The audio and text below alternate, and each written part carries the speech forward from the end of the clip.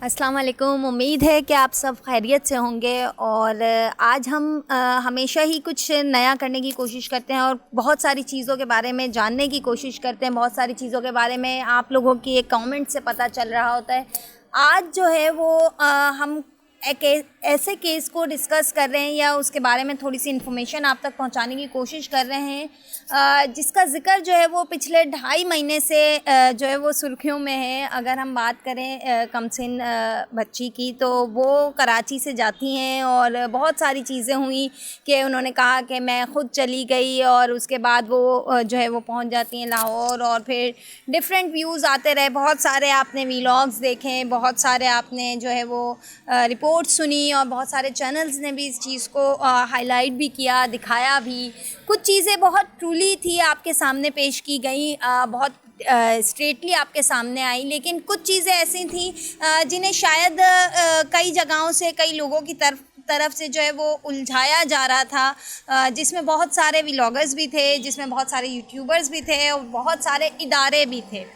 तो सिंपली आज इस चीज़ पे बात करने का जो मैं आपके साथ कनेक्ट हुई वो ये थी कि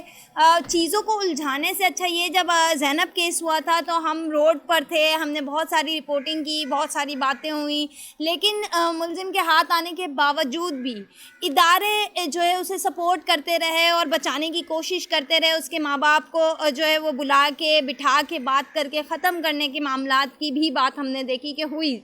और उसके बाद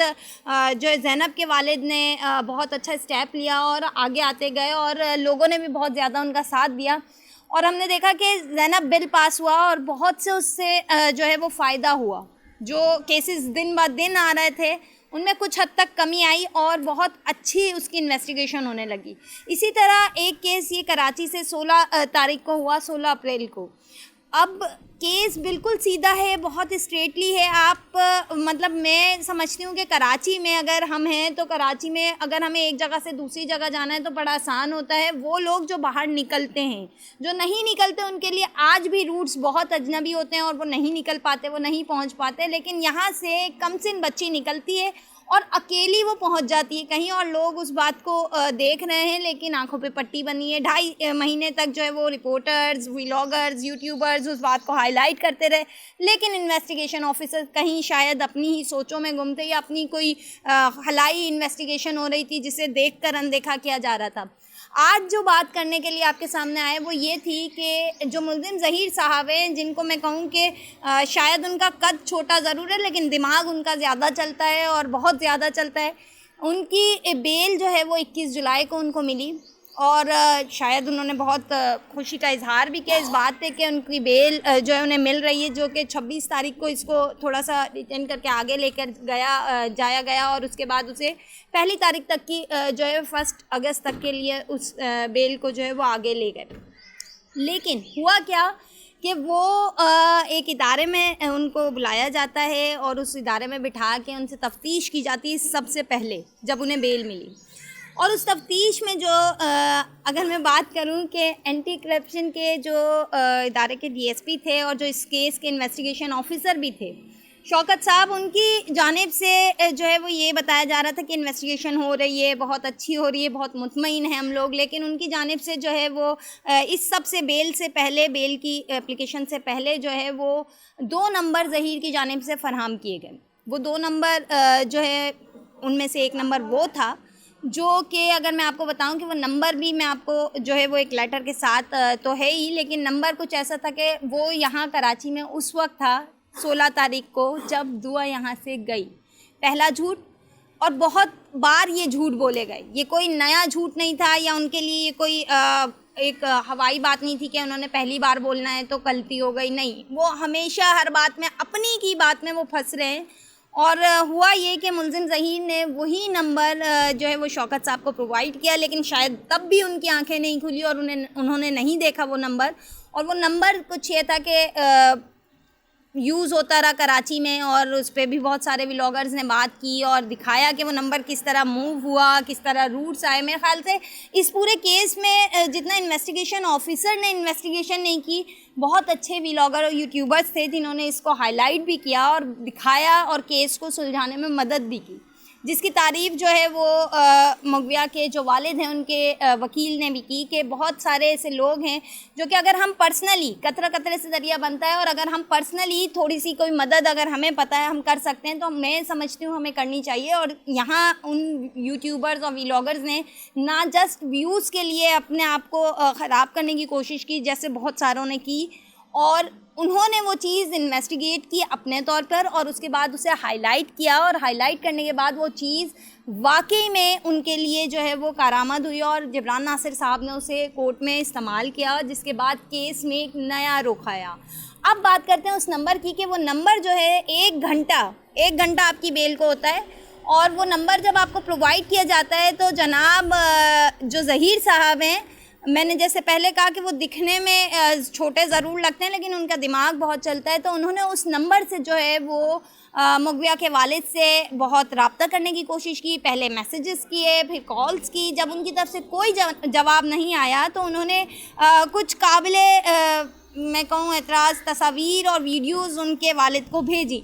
जो कि उनके लिए वाकई कोई भी वालिद होगा तो उसके लिए अपनी बेटी की तस्वीर, वीडियोज़ या कोई भी बात सुनना, मैं कहती हूँ कि उसके लिए वाकई में अज़ियत का बाइस है कि अगर कोई बंदा उसके लिए बात करे, क्योंकि ना कोई भाई ना कोई बाप अगर कोई इज़्ज़त वाला बंदा है तो वो नहीं बर्दाश्त करेगा। तो उन्होंने वो बात की, और हुआ ये कि कुछ आज से 2 और 3 रोज़ कबल वही तस्वीर, वही वीडियोज़ वायरल की जाती हैं। 1 घंटे की बेल में आप ये सब कर रहे हैं, और इसकी सरपरस्ती करने वाले कौन लोग, जो कि मैसेज करके ज़हीर साहब कहते हैं मगविया के वालिद को कि आप आएँ और आके मुझसे जो है वो AVCC के दफ्तर में मिलें। हाउ इज़ इट पॉसिबल कि आप AVCC के ऑफ़िस में जाएं तो आपको जिस इदारे तक जिस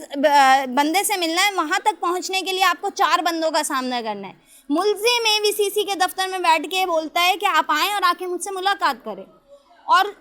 शर्म तो है ही नहीं ना। आप खुला कर रहे हैं सब जो कर रहे हैं और झूठ भी डिटाई से बोल रहे हैं, और उसके बाद आप कहते हैं कि आप आके मुझसे मिलें। जब उनकी तरफ से मिलने का या कोई जवाब नहीं दिया गया तो उस शख्स ने, जो कि शुरू से ही गलत करता हुआ आया, और मुझे ये कहने में बिल्कुल हर्ज नहीं है कि उनके पीछे वाकई में बहुत सरपरस्तियाँ चल रही हैं, क्योंकि जब AVCC के दफ्तर में बैठ के आप एक मैसेज करते हैं और बुला के दावत दी जा रही है कि आइए, तो जाहिर सी बात है कि उनकी सरपरस्ती उनके साथ है। वो उनको बुलाते हैं, और ये सारी चीज़ें जो है ना जब मगविया के वालिद नहीं गए तो वो तस्वीर वायरल कर दी गई, जो कि उनके लिए अज़ियत का बाइस बनी। अब मैं आपको बताती हूँ कि ये मैसेजेस जो है वो जुमेरात को किए गए, जो कि 21 जुलाई को ज़मानत मिलने से सिर्फ 1 घंटे के बाद, यानी कि 4:27 पर, और वो वहीं बैठ के बोलते हैं कि आप आएँ मुझसे मुलाकात करें, और जब जवाब नहीं होता तो वो वायरल कर देते हैं चीज़ों को। तो मेरी ये समझ में नहीं आता कि इदारे कहाँ हैं और कौन उन्हें सपोर्ट कर रहा है। अब आप ये लेटर भी देख सकते हैं जिसमें जो है मगविया के वालिद के जो वकील हैं उन्होंने पूरी तफसील दी है, और वो लेटर आपके सामने भी है। लेकिन ये बताऊं कि 7 दिन मुसलसल मैसेजेस, कॉल्स, वीडियोस, और जब नहीं जवाब मिला तो तस्वीर, और बिल्कुल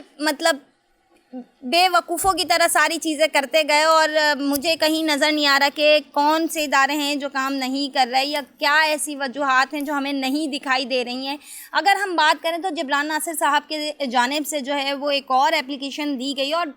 ये एप्लीकेशन का सिलसिला कोई एक नहीं था, वो बार बार लगाते रहे इस बात पे। और अब उन्होंने जो है वो एक काम किया कि उन्होंने यहाँ AVCC से ये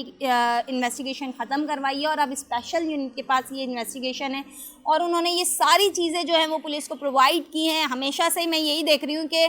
जो वकील हैं या जो व्लॉगर्स हैं या जो यूट्यूबर्स हैं वो प्रोवाइड कर रहे हैं, जो इन्वेस्टिगेशन ऑफिसर हैं वो सीट पर बैठ के कहते हैं अंडर कंट्रोल है सिचुएशन।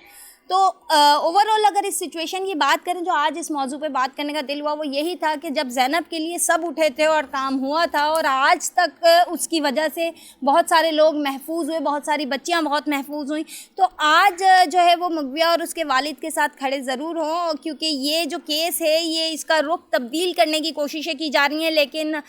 जिसके साथ खुदा हो तो उसको तो कोई पीछे नहीं छोड़ सकता, और हक़ और सच की बात तो करना हम सब पे वाजिब है, क्योंकि अगर हम सुन रहे हैं और नहीं कर रहे तो ये गुनाह है, और इस गुनाह में किसी का साथ नहीं दें। अपना बहुत ख्याल रखिएगा, मुझे अपनी दुआ में याद रखिएगा। फ़ी अमान अल्लाह।